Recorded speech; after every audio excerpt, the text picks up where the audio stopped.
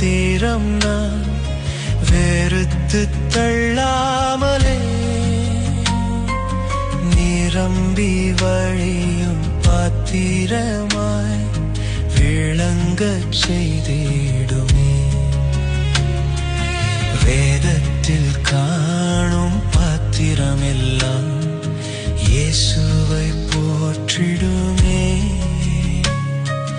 என்னையும் அவ்வித பாத்திரமாய் வனை